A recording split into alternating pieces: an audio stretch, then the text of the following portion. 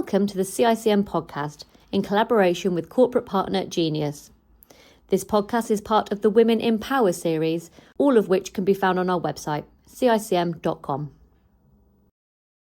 Thank you so much for joining me, Emma. Before we get into this episode, do you just want to introduce yourself to the audience? Yeah, of course. So my name's Emma Reilly and I am the CEO of Top Service Limited. Top Service supply credit information and debt recovery services to the construction industry. Amazing.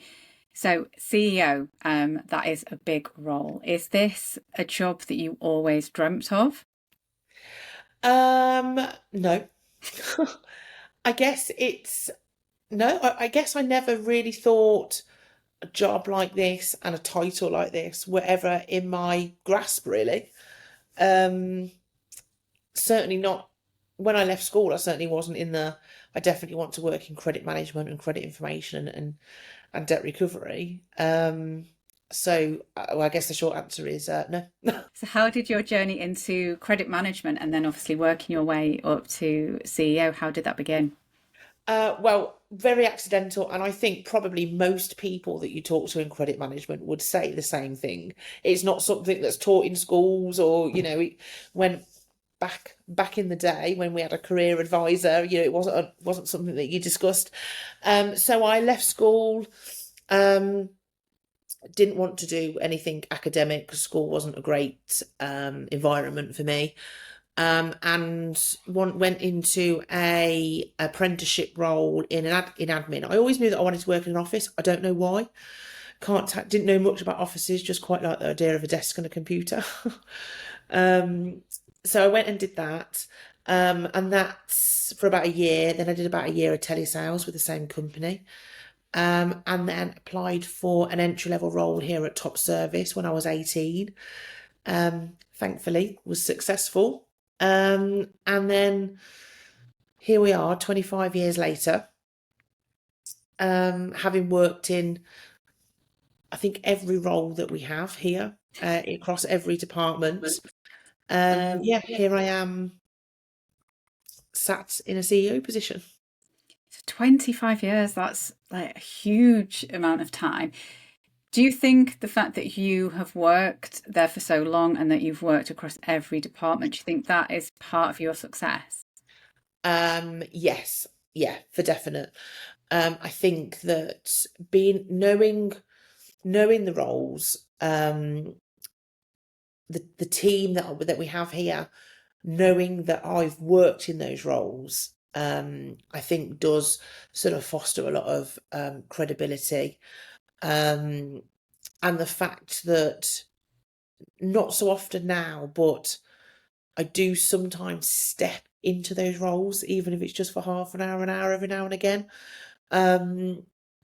I think that really, really helps. And because the team know that I understand what they're facing, that means that I've got a really great relationship with the teams. Yeah. And do you think much has changed in that 25 years when you're stepping back into some of those roles? Is it still the same as it was, or are you surprised by the changes? I guess the fundamental, the foundations are the same. It's all about customer service. It's all about making sure that we're providing high levels of service, high quality information. That has and will always remain the same. Obviously, the processes and the systems that support all of that have changed. I am a little bit slower now than what I used to be. But no, I think the foundations are the same, and they always will be. We've grown a lot over those years, but that foundation has always been the same, and that's what makes Top Service and our teams what they are. Yeah. And then if we think about that journey, so that 25 years within the company, what are some of the challenges that you personally have faced along the way? I guess when I went into the entry-level role, I started off in a debt recovery role. I wasn't sure how I was going to take to that, and I think probably most people that go into debt recovery roles have that same feeling. I remember, so we had a list and we used to work through that list and collecting money on behalf of our customers. And I remember saying to my parents, I'm not 100% sure if this is for me. And they were like, well, let's just, give it till the end of the month, see how you find it. During that time, I had a conversation with somebody who I was contacting who told me their situation was very difficult. Their spouse had recently passed away. I found the conversation quite a difficult conversation, and then really questioned, actually, I don't know if I can keep talking to it. Like, how do I go with this now? I'm asking him for money and he's telling me that, this terrible situation's happened. And I remember him appearing on my list again, and I'm thinking, oh no, here he is. I know, I know what's going to happen. This is going to be so difficult. When I made the phone call, his spouse answered the phone. Again, I think most people in debt recovery have faced this sort of situation, and it really it really changed my thinking. And I realised quite quickly that done in the right way, gathering information, challenging information with the right telephone techniques, the right tone, the right approach, actually you can very quickly sort the can't pays from the won't pays, and with the won't pays, what those obstacles that you're coming across to get the payment, if they are true, not true, and how we're going to get past them. And I guess I sort of then, once that clicked with me, that's when I found my passion for it. I think also when you work in debt recovery, as sort of being new to the role, the focus is very much on when you talk to people outside of the business, and then what do you do? Oh, I do debt recovery. They're all like, ooh. You sort of think, well, yeah, but look at it from the other side of the coin. I'm working on behalf of a business who is trying to run a business, who has employees they need to pay, and if they can't collect the money in, they can't pay the employees, and that employee then, potentially loses the job, and so if you try and look at it from the other side of the coin, you sort of get that understanding of, actually, yes, some of these people I'm contacting might be struggling, but I'm contacting them for a reason. There's a good reason on the other side of the coin for it. I think once I got my head around that, I quickly found my passion for getting to the bottom of things on the telephone, and also my passion for customer service and making and understanding how important credit management is within any business. It literally is the lifeblood of a business. It's protecting the business, and it's collecting the money to help the business to keep going and grow. And once all that clicked together, I had and still have, I'm pleased to say, that fire in my belly and that passion to do what I can for our customers. That's quite a mindset shift, isn't it? It's quite a strategic way of viewing the role. And do you think that changing is what has kind of set you off on that trajectory of ending as CEO? Yeah, absolutely. I think to work in the credit management industry and in the construction industry, and to build a career, you've definitely got to have the understanding and you've got to have the passion. You can't go into this this type of industry sort of half-hearted, because this isn't just a job for me. This is it's been all of my adult life. It is a passion. I care about our customers, and I care about the people that we're having to contact to collect money from as well. I care that we're compliant. I care that we're being fair, because without doing all of that, you can't get the best outcome in a debt recovery case. There's a lot of moving parts in the credit management industry. There's not only credit information and debt recovery, so sort of either side of the customer journey, but there's also compliance, there's also telephone techniques, there's so many moving parts that all fit together. And I think it's really important that you understand it all, and that you, like I say, have a passion for it. It's a difficult industry to work in, but it's a great industry to work in if you can get it. Yeah, and that passion really comes across when you talk about it as well. So if we think about how you've developed over the past 25 years, how would you describe your leadership style now?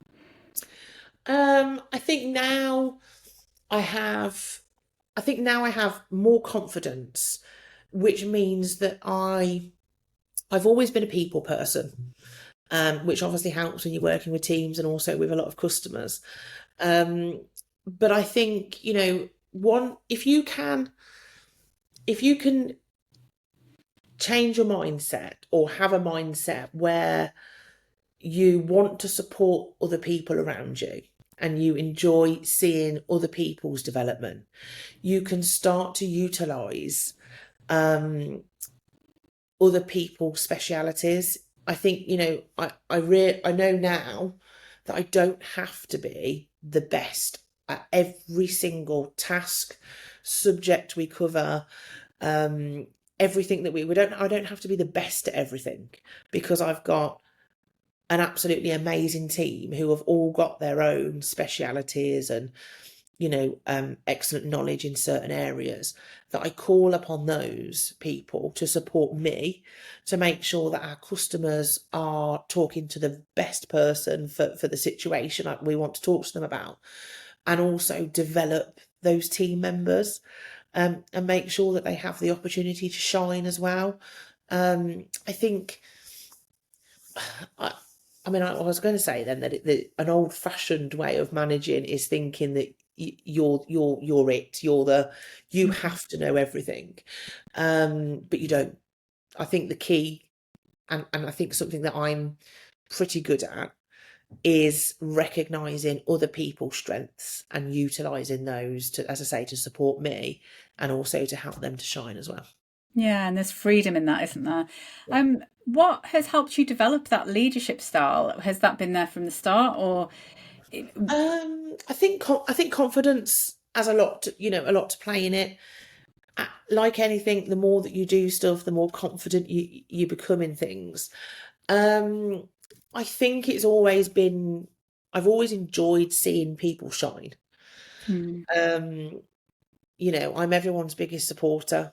I do what I can to help, not just people that I work with, family, friends, associates. I enjoy sitting back and thinking, do you know what? Actually, what they've achieved there is fantastic, and I'm going to take away with me that I supported them to do that.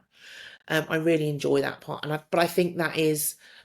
I don't think that's something you can learn. It's definitely not something you can put on. It's a natural quality that some people have. Yeah. And how do you support the team to develop themselves to become the best when you've spotted something in them? Well, we have a lot of sort of processes and procedures that I've sort of developed over the years to help me do that, because the further that my career has gone, naturally, the further away I am from perhaps the day to day, what happens within each teams. So what I've had to do is or what I want to do is I've created little ways of keeping the link between me and them. So we have some focus groups. So we've got a focus group that I change the members of every 6 months, one that focuses on team engagement, so making sure that as we grow, we're all getting to know each other outside of work or have the ability to do that. I have another one that focuses on improvements that our staff think that we can make within the office. And I head those up. I don't have anybody else heading those up, because it gives me the opportunity to sit in an environment where I can hear people's ideas and things like that. I also have a open door day once a month where I make sure I've got no meetings, no calls, and I sit in the office with the door open, let everybody know that that's happening. I encourage people, just come and talk to me, come and say hello, come and ask me a question, come and tell me about something good, come and tell me about something that could be improved. So I try and make sure that I can still do my role as CEO and work on things from a strategic perspective, but also that I still have that link with the teams that give me the opportunity to recognise where people are shining, and actually what that's helped us to do is to recognise skills in people or a flair that people have got that they didn't even know about. Like organising events and stuff like that. We've got some key people who have actually been amazing at that because they've never had to do it before. They didn't know that was a skill of theirs. So then we can utilise that in different roles and different projects that are coming up. And I also encourage our managers and senior managers to do the same, to not feel threatened if somebody is, a bit of a shining star in their team, is to not feel threatened by that, but understand that that is a great, that they should support that. And also the fact that this shining star is coming and that they're bringing it to my attention, or they're bringing them, to my attention, is actually a great asset to have as a manager, and that they should be proud of themselves to be able to do that. And I think that's quite a difficult thing to do, is to not feel threatened by sort of a rising star, but it's having a culture where actually that is recognised and people are recognised for recognising that. Yeah.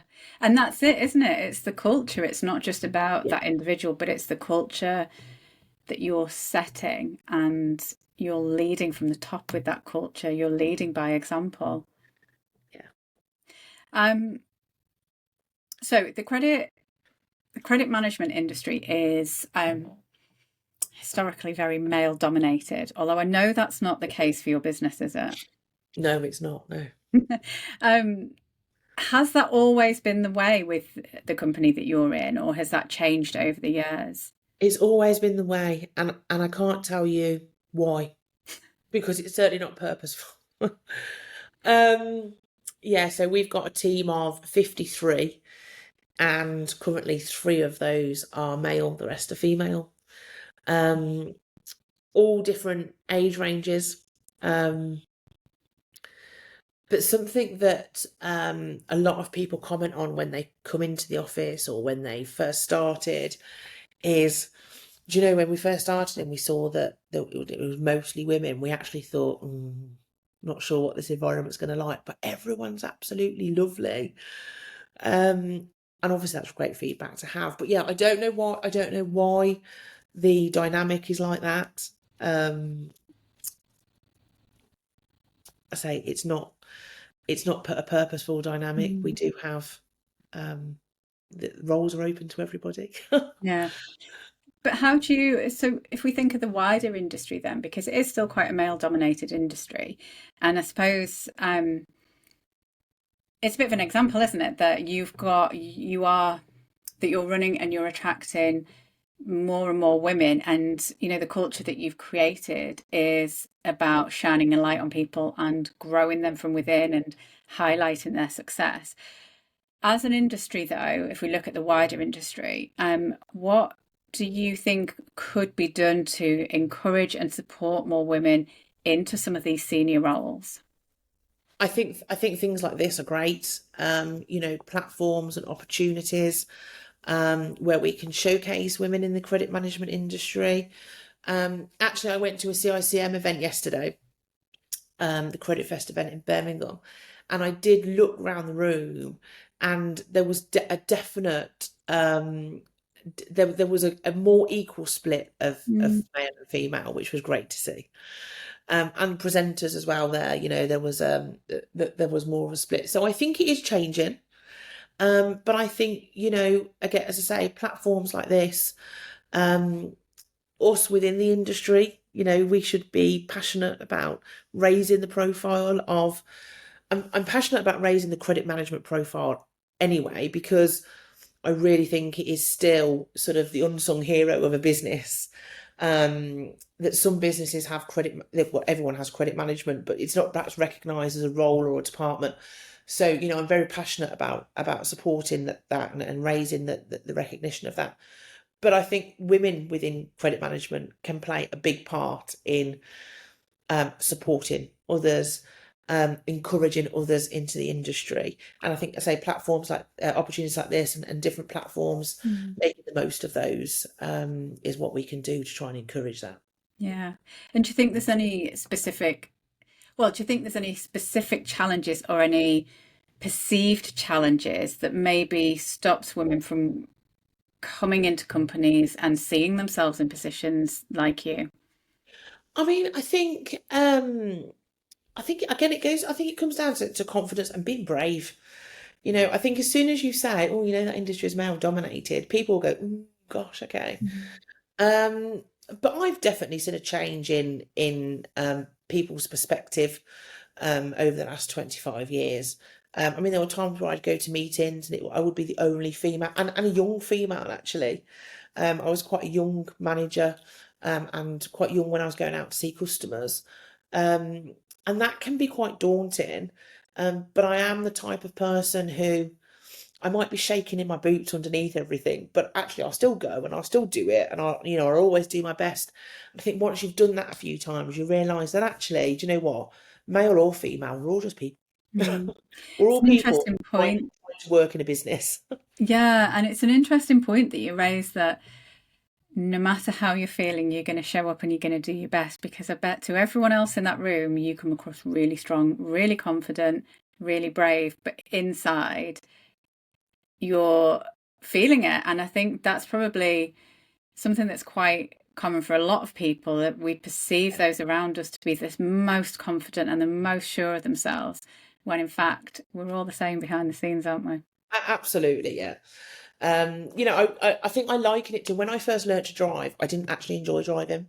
Mm. In fact, and if I had to go somewhere I didn't know, it would, you know, it would frighten the life out of me. And I'll be looking at the map the night before. I mean, back, I hope some people listening to this will remember Tom Toms and AA route planners. But I'd have my, you know, that set up and I'd have the AA route planner in case the Tom Tom broke because there was no way. And I would just be sort of full of fear, but nobody knew that. I'd never tell anybody that. I Mm. just developed ways of, as I say, I'd have a printed route planner out as well as the sat nav, just in case something the GPS went on the sat nav or something. I wouldn't say, oh, I'm not doing that because I don't like driving there. I'm not saying there's anything wrong in if you do that, but for me, the more I did it, and now I'll drive anywhere. And it's, you know, it's the same with going to meetings and things like, you know, I think everybody who suddenly has to go to a customer meeting, you don't know what you go into. You don't know if you go into, you know, a big boardroom with the board of directors, or if you're just meeting, you know, with one person. You don't necessarily know until you get there. And what you do know can be different when you get there. So once you've done it a few times, if you experience that, it does become more natural. So I think, you know, being brave and finding ways to help you to build your confidence, Yeah. um, it is what helps with stuff like that. And what, you know, specifically, what kind of things did you do? Because you're seeing these things as challenges. You know you're feeling nervous, but you're doing them anyway. Was there anything that you used to do to support yourself or to calm those nerves in those situations? I don't think there's anything that calmed those nerves completely. And I still do get nervous sometimes, you know, for certain meetings and things. I think that's natural, but I think that's good to have, because if you're not nervous, you don't care. Mm. So you know, I do think that is good to still feel that. But it's just I would always have a backup plan. Yeah. Even to the point where, what happens if my car breaks down? Do I know how I can get somewhere, you know, still get to the place that I need to be? Research and more research, just to try and overcome the unknown as much as I can, even to a point of, you know, now we can look at where am I going on Street View or whatever. So what type of building is it? Will give you an indication of sort of what you're walking into. Particularly, you know, I work in the construction industry, so I could be going to a porter cabin on a site. I could be going to a trade counter at a builder's merchant. So I could be going to a head office. You know, lovely spanking lovely new buildings that, you know, so I do stuff like that anyway, because I just like to be prepared as I can. Mm. But yeah, I think preparation and research, but as you get braver and more confident, I now don't spend 2 hours perhaps researching where it is that I'm going and what roads I need to go on and stuff. But it sounds, when you talk, it sounds like there's a lot of self-awareness of how to get the best out of yourself. Do you think that has impacted how you lead? Yeah, for definite. And I'm not afraid to admit to people that I'm worried or frightened or nervous about things. Last year I did some public speaking. My thing is public speaking. I don't like public speaking. I don't mind a conversation like this, but the thought of standing up in front of a room full of people fills me with dread, but I will still do it. And I did some presentations last year, and one of my team said, "I don't know how you do that, Emma. Like, I just don't know how you stand up." And I said, well, do you want me to tell you something? I don't know how I did it either because I didn't sleep the night before because I was really concerned. And I think being really open and honest that actually, like I say, I might look, I was going to say I might look, I don't think I'm as graceful as a swan, but you know, you look really calm on top of the waters. Underneath doesn't mean to say that I'm not panicking. And I think it's really important that my team members, my colleagues, my peers know that, and know that actually it's okay. Yeah. And it's natural, and it doesn't mean that you're not good at what you're doing. It just means that there's some areas you're not quite so confident in, and you need to think about what you can do to support yourself the best that you can, to do it and get through it. But I also recognise that sometimes, as I say, I'm not the best person to do the job. Yeah. And if there's all that, you know, that task, if there's somebody else that would be better at it, then they probably are the better person to do it. It doesn't have to be me. Yeah. And I think, like you say, that self-awareness and that not being worried or frightened to say, actually, that person, no matter where they are in the business, is going to be better at that than me. So although I'll go and do it, actually, we're going to get the best if that person goes and does it. Yeah. And that's it. It's focusing on the business outcome rather than your own personal outcome. Yeah. Do you now get a satisfaction from seeing other people develop, offering up those opportunities to other people? 100%. In fact, I thrive off it. We've got some of our senior management team came in at the same, they came in at entry levels, and I've seen them grow. I'm really happy that I've been part of that journey. Last year at the British Credit Awards, I was absolutely stunned and honoured to be awarded with Credit Professional of the Year. And I'd got my two senior managers with me, and they were like, "Oh, we're so proud of you," and it was so lovely. And I said to them, "And you know what? I want to be there when you're up on that stage and you're getting that award, because it just gives me such a buzz to see people succeeding and to see people proud of themselves." Yeah. I think there's not many better feelings than feeling proud of something that you've done. Absolutely. And some people, including me actually, struggle to shout about their achievements. So if I can shout about it for them, all the better. Mm. So it's an interesting point, that, because I sometimes think some of us, sometimes specifically women, do struggle to celebrate their successes and their achievements. And you've just kind of said the same, that sometimes it's hard to do it for yourself. What do you do to celebrate success? I do find it difficult to celebrate my own success. I love sharing other people's successes, but not my own. But I guess it's just one of those things where I think actually to build my own personal brand, and to particularly, as like you say, in a male-dominated industry, to seek respect and credibility, you do have to shout about them. I find it's much better for me to do it on a newsletter or on LinkedIn or something, so I'm not actually having to physically say, "Oh, did you know that I've achieved this?" Because I just find it a bit, I'm very proud of myself, but I'm not very good at talking about that sort of thing. It just doesn't come natural to me. But I'm really lucky that I've got people around me who help to champion me as well. So I'm really lucky that I've got a wonderful support network in colleagues, family, friends, associates who are now friends, customers. I work with and around a lovely bunch of people who mostly have the same mindset as me. Let's champion each other, because who else is going to do it for us? Yeah. I think that's really important, isn't it? As you, well, just in life, but as you get more senior in the roles that you do, is to have that support network. Yeah. Was that a conscious decision that you've made, or is it naturally you've just found your people? I think naturally I found my people.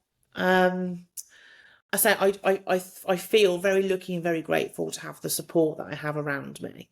And I don't think, not everybody in business and in any job that you're doing, there's customers that I can refer to as friends, and people that I work alongside, like some key partners and stuff that I say I'm very lucky that I do call them as friends, and I know that I can call on them for support if I think that I need it. Very lucky to have our founder at Top Service as my role model throughout my career, and I've been very lucky to have access to coaches and mentors. I'm not massively academic, so I don't tend to learn very well through courses and things like that. I'm much better around people, and I'm very lucky that Top Service supports that, and that they've given me access to mentors and coaches and people outside of the business to help me develop me and my role, and develop Top Service as we've gone. So yeah, I think my success, I'm grateful that I wouldn't have achieved what I've achieved without the support of the network that I've got around me. Absolutely. And then you mentioned there about, I think it's really interesting where you say you're not necessarily academic, because I think there's a lot of people will appreciate and feel that as well. But you talked there about having kind of coaches and mentors. Kind of how have they played a part? At what points did you have coaches and mentors in your journey up to CEO? Well, yeah, I mean, as I mentioned earlier, that school wasn't my favourite environment. I didn't do that great in GCSEs and stuff. The environment it just wasn't a nice environment to be in, which meant that I didn't succeed very well at it. So I was for sure not going to go back into that sort of environment straight after school. So, but going into an apprenticeship helped me build my confidence back, which then meant that actually I did end up doing sort of a few night courses at college and stuff like that. But I guess what stands out to me is that I did a government funded Help to Grow course a few years ago. And I was nervous about doing it, because I knew that there were going to be a lot of graduates, a lot of, people with much higher education than me.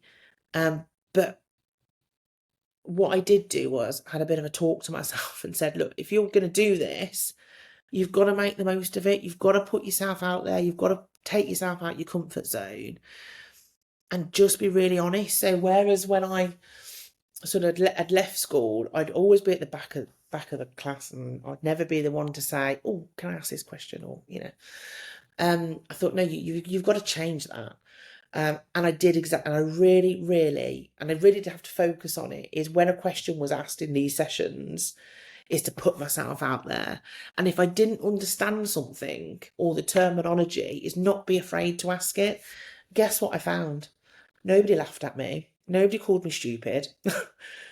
And in fact, half of the room were thinking the same thing as I was. And I was the one that was brave enough to say, hang on, what does that actually mean? Yeah. So I think, being brave enough to put yourself out your comfort zone is not easy. But once you do it, you get the best out of the situation that you're in. And as I say, I very quickly realised that I wasn't the only one Googling what certain things meant.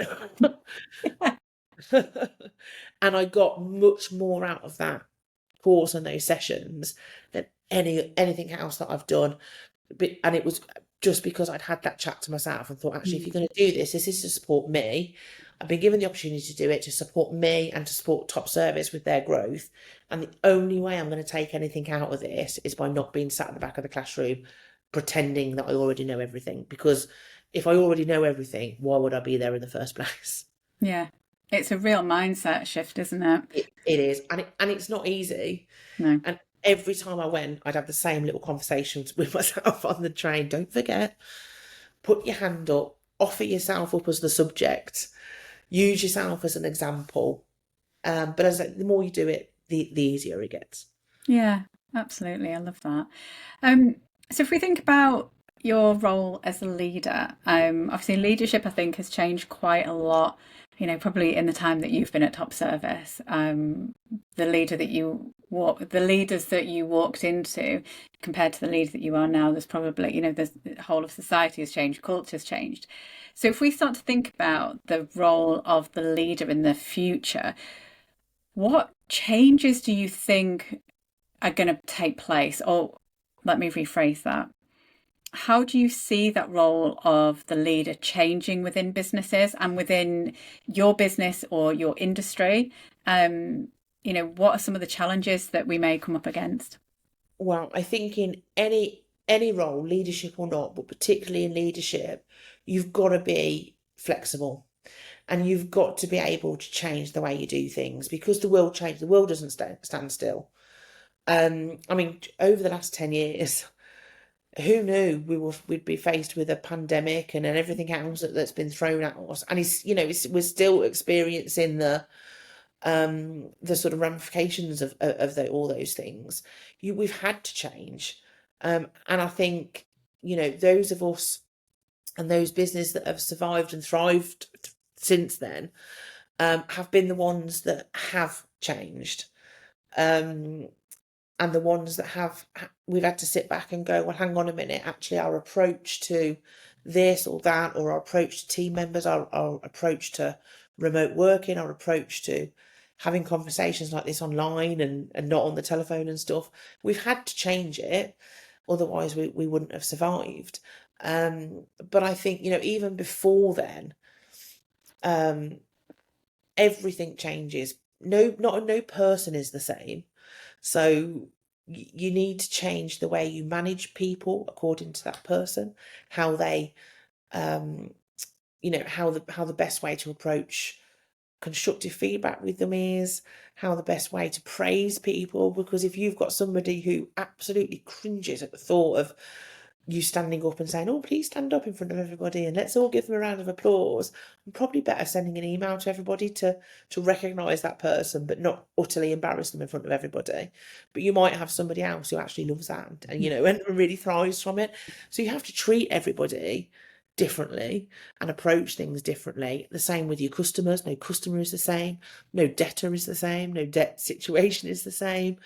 So definitely we all have to be flexible. We all have to have the ability to deal with change as it comes, and help people who struggle with flexibility within our teams and struggle with things changing, and help to support them so that it's not as frightening as what it seems. Yeah, because that's important, that change. I suppose if you come into a business and there's changes happening, whether that's a change in structure, a change in process, a change in management, that can feel quite scary for people, especially if it's maybe it's all they've ever known or something that they're really confident in. How do you support them? How do you support your people through that change process? First up is honesty. You've got to be honest with people. Currently, I think every business is we're all dealing with AI and machine learning and all that side of things. And when you hear about it without any context, it must frighten people, particularly people who are in admin roles and things like that, who must be thinking the robots are coming to take over and they're coming to take over my role. So being honest with people and giving people context to things. So you can't just go into a department and say, oh, do you know what? We're going to do some automations and it's all going to be brilliant and it's going to make things faster and we won't have to do so many manual things, and then walk off, because that team is like, all right, well, does that mean redundancies? Does that mean my job's going to change? Does that mean they're going to suddenly make me do something that I don't want to do? So take time out and explain, give people context to understand why we're doing stuff, why we're changing something, why we're looking at change, and involving them in that process. So one of the things we have developed over the years and works really well here is if we're working on a project which involves changing a process, a procedure, a system, or just generally the way we do things, we include or get feedback from we ask people if they'd like to be part of like a focus group to do with the project. So although they're not perhaps involved in every day, the day-to-day project, but at every milestone we check in with those people, and usually it's one person from sort of each team or teams that it's impacted, or we'll just get everybody together and say, what do you think? Because involving people gets people on board with stuff. They get, they trust you, they trust the process, but also you get valuable feedback that perhaps we haven't thought of. I don't work on some of our systems day in, day out. I might think something's an absolutely great idea to change, but there's one little thing that I haven't considered that the people working in those roles will know straight away and be able to say, actually, Emma, that's not going to work like that because of this. So getting feedback and explaining and providing context, I just think is so important and invaluable to making any project or change successful. Absolutely. What piece of advice would you give to any of the women out there that are listening to this podcast right now that are maybe wanting to grow their career, maybe become more senior, or maybe they've got their sights on becoming a CEO in the future? What piece of advice would you give them? Gosh, be brave. Put yourself out there. Don't be afraid to put yourself out of your comfort zone. Seek out people that can support you.